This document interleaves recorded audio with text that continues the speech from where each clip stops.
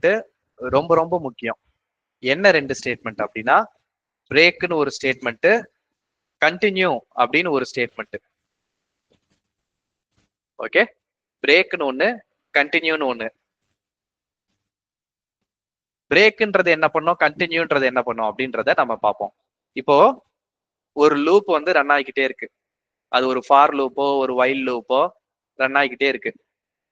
Run ஆகிக்கிட்டே இருக்கும் போது திடீர்னு ஒரு கண்டிஷன்ல எனக்கு வந்து என்னன்னா இதுக்கப்புறம் ப்ரொசீட் பண்ண முடியாது அப்படின்னு எனக்கு தோணுது. ஃபார் எக்ஸாம்பிள், இப்போ ஏடிஎம்ல போறீங்க, பணம் எடுக்கிறீங்க, 10,000 ரூபாய் பணம் எடுக்கணும். என்ன ப்ரொசீஜர், என்ன பண்ணுவீங்க? ஏடிஎம்க்கு போனோம், 10,000 ரூபாய் பணம் வித்ட்ரா பண்ணணும், என்ன பண்ணுவீங்க?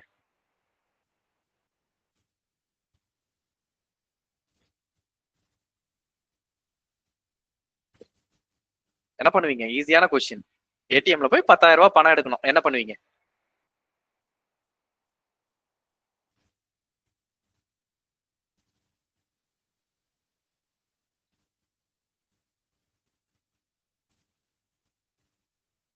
எத்தனை பேர் ஏடிஎம் மிஷின் யூஸ் பண்ணிருக்கீங்க?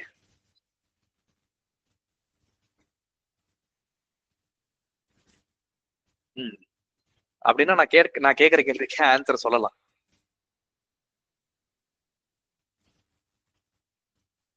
ஏடிஎம்ல போய் காசு எடுக்கணும், என்ன பண்ணுவீங்க? 10,000 ரூபாய் எடுக்கணும், என்ன பண்ணுவீங்க?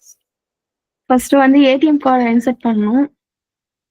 அப்புறம் அதுல வந்து பின்கோட் பின் நம்பர் கேட்கும். பின் நம்பர் கொடுத்த அப்புறம் கேஷ் வித்ட்ரா இல்லை வந்து பேலன்ஸ் செக்கிங் அந்த என்ன பண்ண போறோம்னு கேட்கும். இப்போ நம்ம வந்து வித்ட்ரா கொடுத்த அப்புறம் எவ்வளோ அமௌண்ட்டை வித்ட்ரா பண்ண போறோம்னு கேட்கும். நம்ம என்டர் கொடுத்தோடனே அது வந்து நம்ம பேலன்ஸ்ல இருக்கான்னு செக் பண்ணும். பேலன்ஸ்ல இருந்துச்சுன்னா நம்மளுக்கு வந்து பேமெண்ட் தரும், இல்லைன்னா பேமெண்ட் இல்லை அந்த மாதிரி காட்டுங்க. ஓகே, நீங்க போறீங்க, 10,000 ரூபான்னு போடுறீங்க, 10,000 ரூபாய் பணம் வந்துருச்சு, எடுத்துட்டு வந்துட்டீங்க. உங்களுக்கு பின்னாடி நான் போறேன், 10,000 ரூபான்னு போடுறேன், 10,000 ரூபாய் வந்தது, எடுத்துட்டு வந்துட்டேன். எனக்கு அப்புறம் ஒருத்தர் போடுறாரு, 10,000 ரூபாய் எடுக்கணும்னு ட்ரை பண்றாரு, அவருக்கு பணம் வரல. என்ன காரணமா இருக்கும்? ஏடிஎம்ல காசு இல்லை. ஆனா ரைட், ஏடிஎம்ல காசு இல்ல. அவருக்கு அடுத்து ஒருத்தர் போறாரு, 9,000 ரூபான்னு போடுறாரு, அவருக்கு மட்டும் காசு இருக்குன்னு சொல்லுது. ஏன்? மொத்தமா 9,000 தான் அந்த ஏடிஎம்ல அமௌண்ட் இருந்திருக்கலாம் சார். இல்லைன்னா அவரோட அக்கௌண்ட்ல சஃபிஷியன்ட் அமௌண்ட் இல்லாம இருந்திருக்கலாம் சார். அவர் அக்கௌண்ட்ல காசு இருக்கு, 10 லட்சம் ரூபாய் வச்சிருக்காரு. அவரு சும்மா பெரிய ஆள், அவரு 10 லட்சம் ரூபாய் வச்சிருக்காரு. இருக்கிறதுனாலதான் போய் 10,000 ரூபாய் எடுக்க போயிருக்காரு. சோ அவர் அக்கௌண்ட்ல காசு இருக்கு, ஆனா ஏடிஎம் கொடுக்க மாட்டேன்னு சொல்லுது. அப்ப என்ன காரணமா இருக்கும்? அடுத்து இன்னொரு வாய்ஸ் கேட்டது, நீங்க என்ன சொல்ல வந்தீங்க? ஏடிஎம்மோட லிமிட் வந்து அவ்வளவுதான் இருக்கும். ஏடிஎம்மோட லிமிட் எப்படி அவ்வளவா இருக்க முடியும்? நான் 10,000 ரூபாய் எடுத்தேன், எனக்கு முன்னாடி நீங்களும் 10,000 ரூபாய் எடுத்தீங்கல்ல, அப்ப ஏடிஎம்மோட லிமிட் 10,000 ரூபாய் தானே?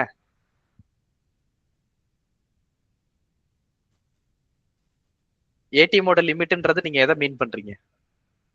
2 times 3 times தான் அந்த மாதிரி எடுக்க முடியும், அந்த மாதிரி ஏதாவது. அவரு இப்பதானே முத தடவை எடுக்க வராரு. நீங்க ஒரு தடவை எடுத்தீங்க, நான் ஒரு தடவை எடுத்தேன். அவரு இப்பதான் முத தடவை எடுக்க வராரு, 3ஆவதா வரவரு. ரைட்? அப்போ ஏடிஎம்ல 9,000 ரூபாய் தான் இருக்குன்னு சொல்ல முடியுமா? எனக்கு அப்புறம் ஒருத்தர் வந்தாரு, 500 ரூபான்னு போட்டாரு, அவருக்கும் காசு கொடுத்துச்சு ஏடிஎம்.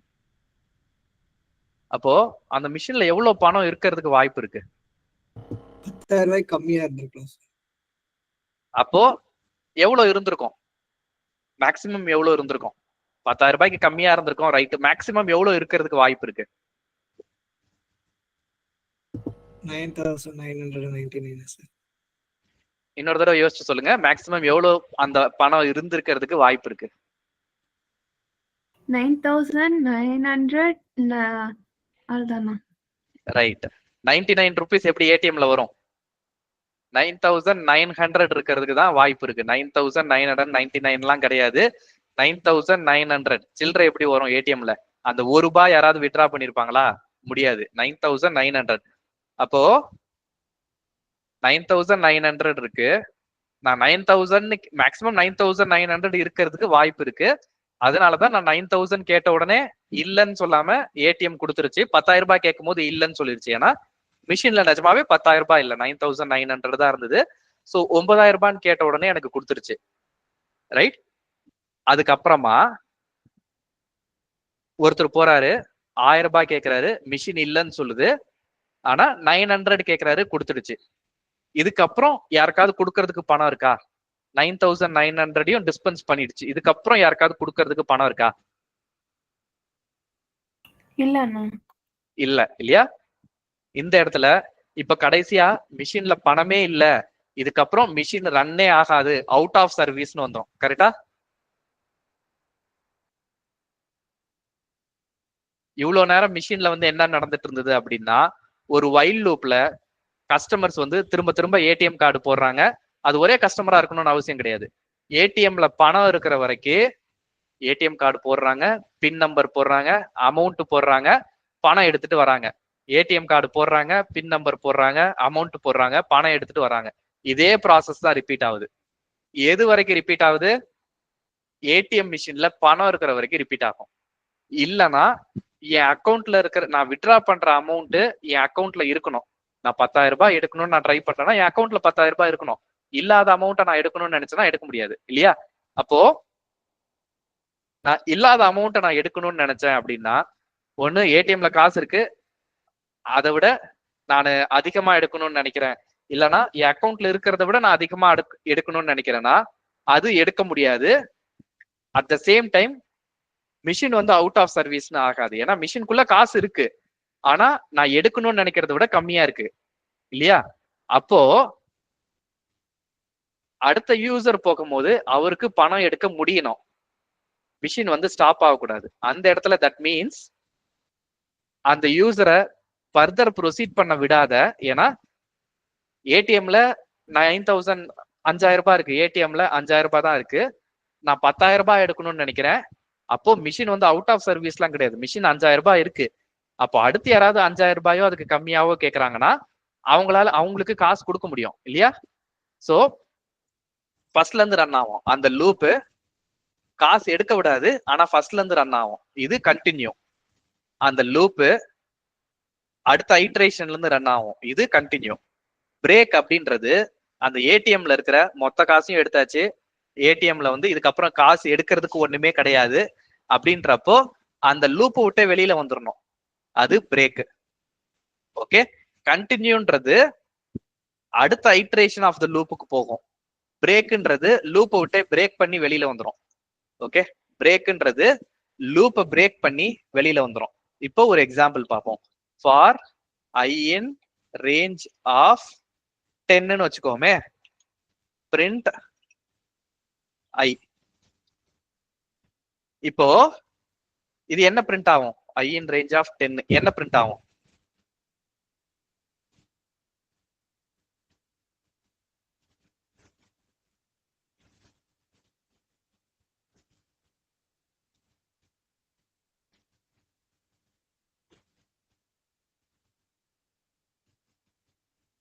ஜீரோல இருந்து 9 வரைக்கும் பிரிண்ட் ஆகும்.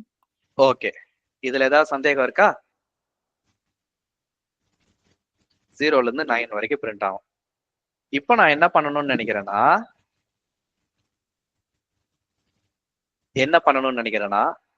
சில நம்பர் வந்தா ஸ்கிப் பண்ணணும்னு நினைக்கிறேன். என்ன நம்பர்? 3ஆல டிவைட் ஆகக்கூடிய நம்பர் வந்ததுன்னா நான் ஸ்கிப் பண்ணணும் அப்படின்னு நினைக்கிறேன்.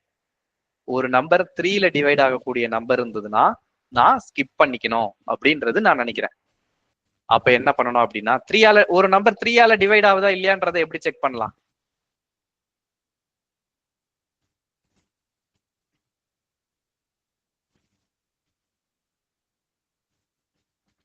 I modulus 3 double equal to 0. Okay. I modulus 3 double equal to 0. 3ஆல டிவைட் ஆகக்கூடிய நம்பரா இருந்தா பிரிண்ட் பண்ணாத அப்படின்னு சொல்லணும். அதுல வந்து நாட் ஈக்குவல் டு 0ன்னு போட்டு பிரிண்ட் போடலாம். Okay. I modulus 3 not equal to 0 அப்படி இருந்ததுன்னா பிரிண்ட் இது போடலாம். இப்படி போட்டீங்கன்னா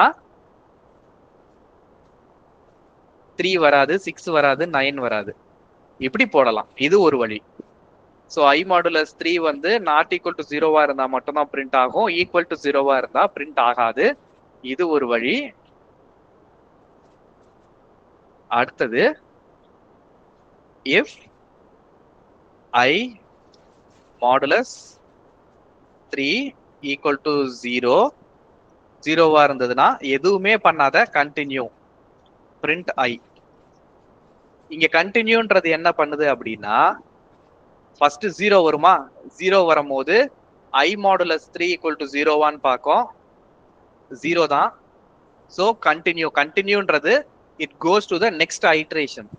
அதுக்கு கீழே போகாது, அந்த லூப்போட அடுத்த ஐட்ரேஷனுக்கு போகும். ஓகேவா? இப்போ நம்ம டீபக் பண்ணி பார்ப்போம். கேர்ஃபுல்லா கவனிங்க. ஐ ஈக்குவல் டு 0, 0 மாடுலஸ் 3 வந்து 0 தான், ஏன்னா ரிமைண்டர் கிடையாது. அப்போ கண்டினியூன்றது இந்த லூப்போட ஸ்டார்டிங்க்கு போகும், ஆனா ஐ ஈக்குவல் டு 0க்கு போகாது. அடுத்த ஐட்ரேஷன் என்னவோ அதுக்கு கண்டினியூ ஆகும். Continue from where you left. 0ல ஸ்டார்ட் ஆச்சு இல்லையா, அப்போ அதுல இருந்து கண்டினியூ ஆகும், 1ன்னு கண்டினியூ ஆகும். லைன் நம்பர் 12 எக்ஸிக்யூட் ஆகல, கரெக்டா? கண்டினியூ போட்டதுக்கு அப்புறம் மேல வந்துருச்சு, லைன் நம்பர் 12க்கு போகல. So it goes to the for loop. மேல என்ன லூப் இருக்கோ அதுக்கு போகும். இது ஃபார்லயும் ஒர்க் ஆகும், வைல்லையும் ஒர்க் ஆகும். ஃபார் லூப்ல ஃபார் லூப்னா ஃபார் லூப்போட அடுத்த ஐட்ரேஷனுக்கு போகும், வைல் லூப்னா வைல் லூப்போட அடுத்த ஐட்ரேஷனுக்கு போகும். ஸோ கண்டினியூன்றது ஃபார்லயும் ஒர்க் ஆகும், வைல்லையும் ஒர்க் ஆகும். இப்போ ஐ மாடுலஸ் 3 வந்து 0 கிடையாது, இப்போ 1, அதனால பிரிண்ட் ஆகுது. அடுத்து ஐ மாடுலஸ் 3 வந்து 2 ஆயிடும், அதுவும் 0 கிடையாது, இப்போ பிரிண்ட். அடுத்து 3, இப்போ ஐ மாடுலஸ் 3 வந்து 0 ஆயிடும், ரிமைண்டர் வந்து 0. அப்போ continue, it does not go to the next line. அடுத்த லைன்ல பிரிண்ட் இருக்கு, அதுக்கு போகாது. ஃபார் லூப்போட அடுத்த ஐட்ரேஷனுக்கு போயிடும். இப்போ அடுத்த ஐட்ரேஷன்ல ஐ ஈக்குவல் டு 4 ஆயிடும். 4 ஆயிடுச்சுன்னா இப்போ பிரிண்ட், 5 ஆச்சுனாலும் பிரிண்ட், 6ன்றப்ப கண்டினியூ. ஸோ ஃபார் லூப்போட அடுத்த ஐட்ரேஷன் ஐ ஈக்குவல் டு 7. இப்படிதான் ஒர்க் ஆகும், இப்படிதான் ஒர்க் ஆகும்.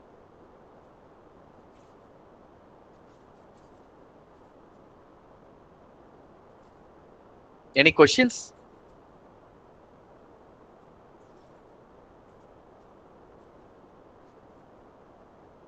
Any question? நோனா நோ சொல்லுங்க. ஓகே, இப்போ இதுல கண்டினியூக்கு பதிலா நான் பிரேக்குன்னு நான் போட்டு பாக்குறேன். கண்டினியூக்கு பதிலா பிரேக். இப்போ நம்ம பிரேக் பாயிண்ட் வச்சு டீபக் பண்ணுவோம். கண்டினியூன்றது லூப்போட அடுத்த ஐட்ரேஷனுக்கு போகும்னு சொன்னா, பிரேக்ன்றது வந்து என்ன பண்ணனா லூப்பை பிரேக் பண்ணிட்டு வெளியில வந்துரும். இப்போ ஐ மாடுலஸ் 3 ஈக்குவல் டு 0, இது ட்ரூவா ஃபால்ஸா? ஐ ஈக்குவல் டு 0, இந்த கண்டிஷன் ட்ரூவா ஃபால்ஸா?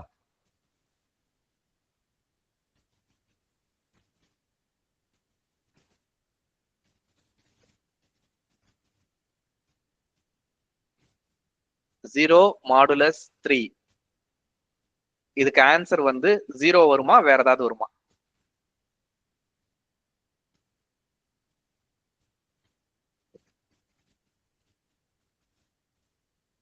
என்னப்பா சொல்ல மாட்டேங்கிறீங்க?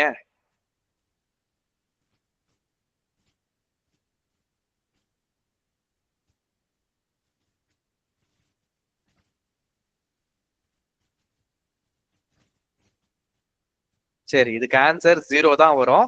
ஸோ இந்த கண்டிஷன் சாட்டிஸ்ஃபை ஆயிடும். அப்போ பிரேக் வரும். பிரேக் வந்துச்சுன்னா இப்ப ஃபார் லூப்போட அடுத்த ஐட்ரேஷனுக்கு போகுமானா போகாது, லூப்பை விட்டே வெளியில வந்துடும், ப்ரோக்ராம் முடிஞ்சு போயிடும். ஏன்னா இதுக்கப்புறம் கீழே ஃபார் லூப்புக்கு வெளியே எதுவுமே கிடையாது. த ப்ரோக்ராம் வில் எண்ட்.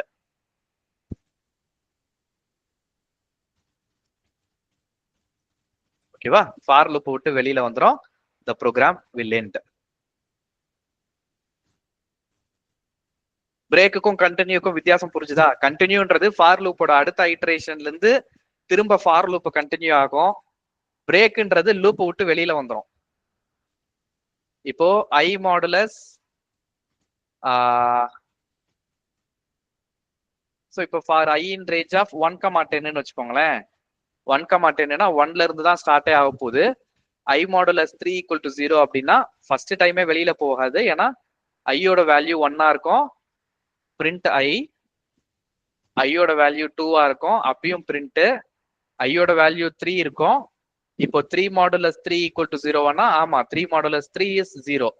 அப்போ பிரேக் 1 and 2 பிரிண்ட் ஆயிருக்கு, மீதி எதுவுமே பிரிண்ட் ஆகல.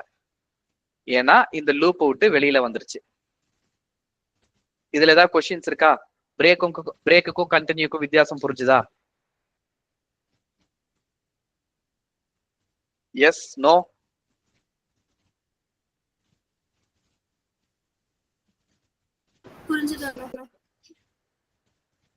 ஒருத்தருக்கு மட்டும் தான் புரிஞ்சுதா?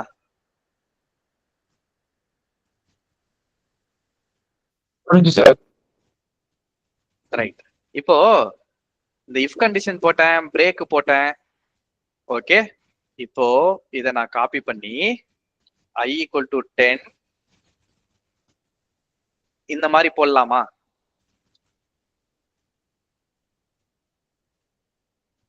அதே இஃப்க்குள்ளதான் பிரேக் போட்டிருக்கேன், அந்த இஃப் தூக்கி நான் வெளியில போட்டிருக்கேன். இப்ப ஏன் எரர் சொல்லுது?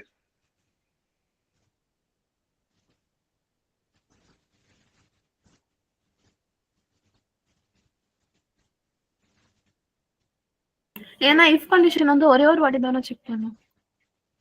ரைட். சோ ஈவன் தோ நான் பிரேக் வந்து இஃப் கண்டிஷனுக்குள்ள போட்டிருந்தாலும் இந்த பிரேக்ன்றது it's not associated with if condition. பிரேக்கும் கண்டினியூவும் it is associated with the loop. ஓகேவா? It is associated with the loop. If condition கிடையாது. ஒரு கண்டிஷனோட தான் லூப்பை பிரேக் பண்ணணுமா அதை அடுத்த இதுல இருந்து கண்டினியூ பண்ணணுமான்றது இருக்கும். ஆனா இது வந்து இஃபோட சம்பந்தப்பட்டது கிடையாது. இந்த பிரேக்கும் கண்டினியூவும் லூப்போட சம்பந்தப்பட்டது. லூப்ன்றது ஃபாரா இருக்கலாம், வைலா இருக்கலாம். பிரேக்கும் கண்டினியூவும் லூப்போட சம்பந்தப்பட்டது, இஃப் கண்டிஷனோட சம்பந்தப்பட்டது கிடையாது. ஓகேவா? இப்போ இந்த ஏடிஎம் எக்ஸாம்பிள் நான் சொல்லும் போது பணம் வந்து நான் கேட்கிற பணம் இல்ல அப்படின்னா, மிஷின்ல பணம் இருக்கு பட் நான் கேட்கிற அளவுக்கு இல்ல அப்படின்னா அடுத்த ஐட்ரேஷனுக்கு போயிடும். உங்களுக்கு வேற ஏதாவது பணம், வேற ஏதாவது கம்மியான டினாமினேஷன் எடுக்கணும்னு நினைக்கிறீங்களா, இல்ல டிரான்சாக்ஷனை கேன்சல் பண்ணணும்னு நினைக்கிறீங்களா அப்படின்னு இருக்கும். அப்போ it goes to the next iteration of the loop. இந்த கேஸ்ல வைல் லூப். அப்போ அடுத்த ஐட்ரேஷனுக்கு போகணுமா வேணாமான்றது ஒரு கண்டிஷன் டிசைட் பண்ணுச்சு. என்ன கண்டிஷன்? நான் கேட்கிற பணமோ என் அக்கௌண்ட்ல இருக்கிற பணமோ, நான் கேட்கிற பணம் அக்கௌண்ட்ல இருக்கிறத விட கம்மியா இருக்கா? ரைட். அக்கௌண்ட்ல 10,000 ரூபாய் இருக்குன்னா 10,000 ரூபாய் வரைக்கும் எடுக்கலாம், அதுக்கு மேல எடுக்க முடியாது. இன்னொன்னு இல்லைன்னா நான் கேட்கிற பணம் வந்து ஏடிஎம்ல இருக்கிற பணம் வரைக்கும் இருக்கா? என் அக்கௌண்ட்ல 10,000 ரூபாய் இருக்கு, நான் 10,000 ரூபாய் தான் கேட்கிறேன், ஏடிஎம்லயும் 10,000 ரூபாய் இருக்கு அப்படின்னா கொடுக்க முடியும். ஏடிஎம்ல 8,000 ரூபாய் தான் இருக்கு அப்படின்னா கொடுக்க முடியாது. It goes to the next iteration, continue. So இந்த பிரேக்கும் கண்டினியூவும் ஒரு இஃப் கண்டிஷனுக்குள்ளதான் போடுவோம். என்ன கண்டிஷன்? இந்த ஏடிஎம் மிஷினை பொறுத்த வரைக்கும் பணம் இருக்கா இல்லையா, அக்கௌண்ட்ல இருக்கா இல்லையா, ஏடிஎம்ல இருக்கா இல்லையா. நான் கேட்கிற அமௌண்ட் அக்கௌண்ட்லயும் இருக்கணும், ஏடிஎம்லயும் இருக்கணும், அப்பதான் கொடுக்க முடியும். ரெண்டுல ஏதாவது ஒண்ணு இல்ல அப்படின்னா கொடுக்க முடியாது இல்லையா. அந்த டைம்ல கண்டினியூ. சும்மாவே நம்ம கண்டினியூன்னு கொடுத்துட மாட்டோம், ஒரு கண்டிஷனை பேஸ் பண்ணி தான் கண்டினியூ பண்ணுவோம். அக்கௌண்ட்ல பணம் இருக்கா இல்லையா அப்படின்றத செக் பண்ணிட்டு தான் கண்டினியூ கொடுப்போம். அப்போ எந்த கண்டிஷனை பொறுத்து பிரேக் கொடுப்போம்?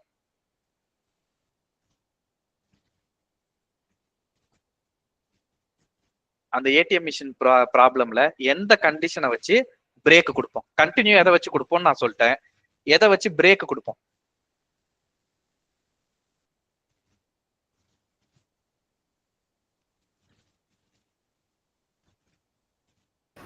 ஏடிஎம்ல காசு இல்ல. ஓகே, ரெண்டாவது என்ன சொன்னீங்க? இன்னொருத்தரோட வாய்ஸ் கேட்டது, நீங்க என்ன சொன்னீங்க? அதேதான் சொன்னீங்களா?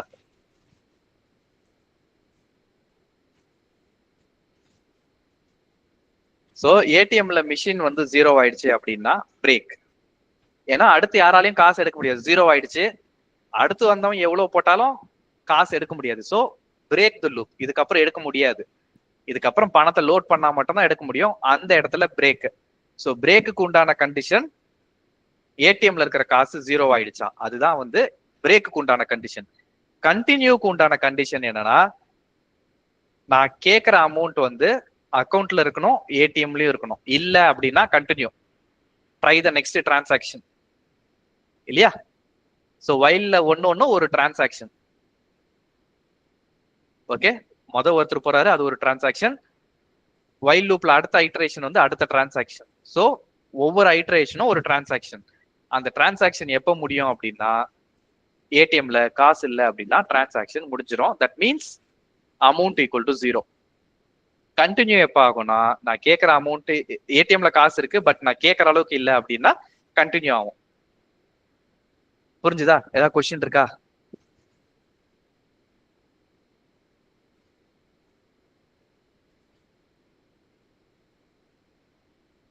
ரைட். ஸோ உங்களுக்கு இப்ப நான் ஹோம்ஒர்க் இது கிளாஸ்ல சால்வ் பண்ணலாம்னு நினைச்சேன், பட் உங்களுக்கு இன்னும் வீக்கெண்ட்லாம் டைம் இருக்கும் இல்லையா? இதை வந்து ஹோம்ஒர்க்கா போடுங்க. இதுல பிரேக்கு, கண்டினியூ இதெல்லாம் யூஸ் பண்ண வேண்டியது இருக்கும். இதுதான் ஹோம்ஒர்க்கு. இதை நான் நம்ம டிஸ்கார்ட் சேனல்லையும் போடுறேன். ஸோ ரெக்கார்டிங்லும் இருக்கும், எடுத்து பாருங்க. ஃபார் லூப், வைல் லூப் இப்ப நான் கான்செப்ட் சொல்லி கொடுத்தேன்ல, நான் சொல்லி கொடுத்ததோட நீங்க நிப்பாட்டி இல்லாமனா நிப்பாட்டக்கூடாது. கூகுள் பண்ணி படிச்சு பாருங்க. ஓகே, கூகுள் பண்ணியும் படிக்கணும். That is very very important. கிளாஸ்ல எது சொல்லி கொடுத்தாலும் ஓகே இவங்க சொல்லி கொடுத்துட்டாங்க இது போதும் அப்படின்னு நினைச்சீங்கன்னா அப்பெல்லாம் இருக்க முடியாது. You should go and read more things on your own. Okay, இந்த ப்ராப்ளம் என்ன சொல்லுதுன்னு நம்ம பார்ப்போம். ஏதாவது கொஸ்டின் இருந்தா நம்ம இப்ப கேட்போம். You need 1000 rupees to go to a movie. ஒரு படத்துக்கு போறதுக்கு 1000 ரூபாய் எனக்கு இருக்கணும். 1000 ரூபாய் இருந்தா தான் படத்துக்கு போக முடியும். You are asking your parents for money. உங்க பேரண்ட்ஸ் கிட்ட பணம் கேட்குறீங்க. Your parents give you some money. நீங்க கேட்கும் போதெல்லாம் ஏதோ பணம் கொடுக்குறாங்க.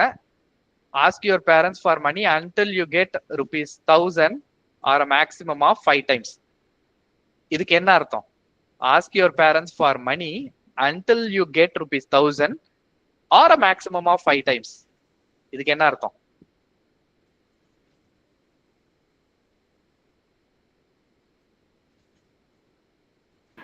வீட்ல வந்து 200 rupees கொடுத்தாங்கன்னா 5 times கொடுத்தா போல 1000 rupees கொடுக்கும். ஓகே, மத்தவங்க என்ன நினைக்கிறீங்க? இதுக்கு என்ன அர்த்தம்?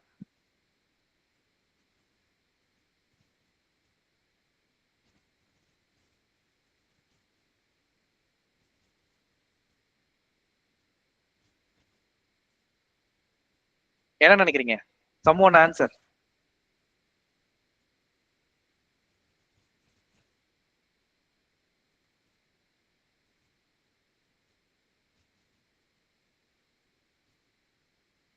சரி, காசு கொடுங்கன்னு கேக்குறோம். காசு கொடுங்கன்னு நான் போய் கேக்குறேன். மொதல் டைம் 800 ரூபாய் கொடுத்தாங்க. ரெண்டாவது தடவை போய் நான் காசு கொடுங்கன்னு கேக்குறேன். ரெண்டாவது தடவை 200 ரூபாய் கொடுத்தாங்க. இல்ல ரெண்டாவது தடவை 300 ரூபாய் கொடுத்தாங்க. அப்படின்னா 1000 ரூபாயை தாண்டி எனக்கு கிடைச்சிருச்சு. முதல் தடவை 800 ரூபாய், ரெண்டாவது தடவை 200 ரூபாய் இல்லைன்னா 300 ரூபாய் கொடுக்குறாங்கன்னு வச்சுக்கோங்களேன். எனக்கு 1000 rupees அதை தாண்டியோ வந்துருச்சு. அப்படின்னா எனக்கு தேவையான அமௌண்ட் வந்துருச்சா?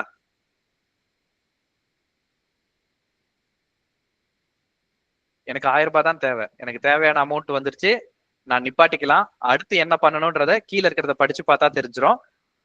இல்ல எனக்கு வந்து இப்ப நான் பணம் கேட்கிறேன், காசு கொடுங்கன்னு கேட்கிறேன், 100 ரூபாய் கொடுக்குறாங்க. திரும்ப கேட்கிறேன் 100 ரூபாய் கொடுக்குறாங்க. திரும்ப கேட்கிறேன் 100 ரூபாய் கொடுக்குறாங்க.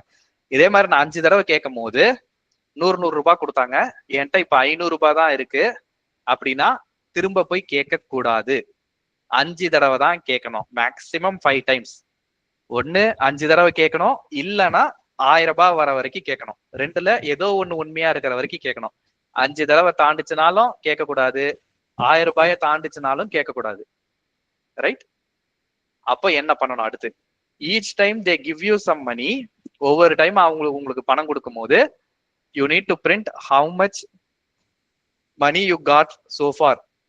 ஸோ ஒரு டைம் நான் மொதல் டைம் நான் 100 ரூபாய், இப்ப எனக்கு 100 ரூபாய் கொடுத்துருக்காங்க அப்படின்னா என் கையில 100 ரூபாய் இருக்கு அப்படின்னு பிரிண்ட் பண்ணிட்டு தேங்க்யூ, என்கிட்ட இப்ப 100 ரூபாய் இருக்கு, தேங்க்யூ.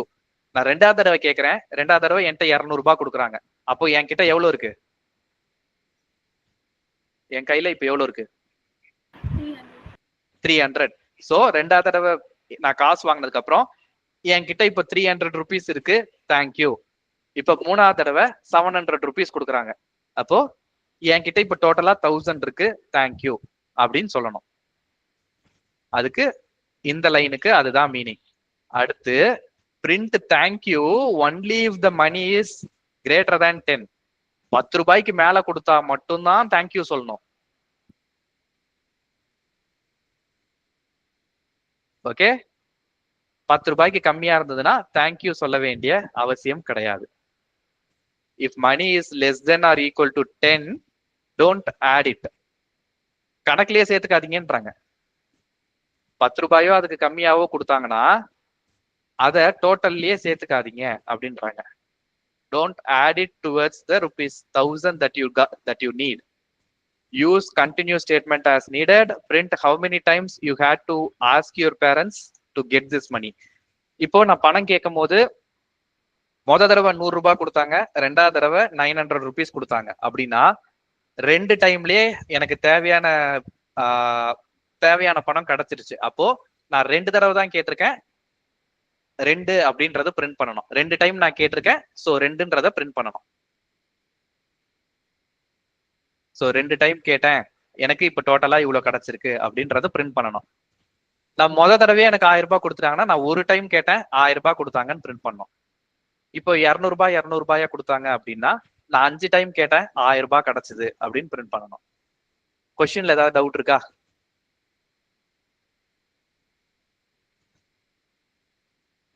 கொஸ்டின்ல ஏதாவது டவுட் இருக்கா? எஸ் கணேஷ். சார் அந்த 10 ரூபாங்கிறத நாமளே சேஞ்ச் பண்ணிக்கலாமா சார்? நமக்கு பிடிச்ச நம்பர் ஏதாவது போட்டுக்கலாமா? பிடிச்ச நம்பர் போட்டுக்கலாம்னா புரியல. 10 ரூபாங்கிறது ரொம்ப கம்மியா தெரியறப்ப நம்ம ஒரு 50, 100ன்னு சொல்லி நம்ம மாத்திக்கலாமா சார்? 10 ரூபாயே போட்டுக்க. ஓகேவா? சோ ப்ராப்ளம்ல என்ன இருக்கோ இது வந்து 10 ரூபாய்னா 10 ரூபாயே போட்டுக்கோங்க. Okay sir. ஓகேவா? ரைட். வேற ஏதாவது கொஸ்டின் இருக்கா? அதாவது இந்த ஹோம்ஒர்க்கை முடிச்சிருங்க. முடிச்சுட்டு அதுக்கப்புறமா நீங்க 50 ரூபாய், 100 ரூபாய், 150 ரூபாய் அப்படின்னு போடணும்னு தோணுச்சுன்னா இதே ப்ரோக்ராம காப்பி பண்ணி இன்னொரு ப்ரோக்ராம் கிரியேட் பண்ணி அதுல உங்களுக்கு என்ன தேவையோ கஸ்டமைஸ் பண்ணிக்கோங்க. ஓகேவா? அது உங்களோட எக்ஸ்ட்ரா எஃபர்ட். ஹோம்ஒர்க்கை முடிச்சிடுறோம், இதை தாண்டி நான் ஒரு எக்ஸ்ட்ரா எஃபர்ட் போடணும்னா தாராளமா போடலாம், தப்பே கிடையாது. யாருமே கேள்வி கேட்க போறது இல்லை. சரியா? வேற ஏதாவது கொஸ்டின் இருக்கா? Anyone, any question?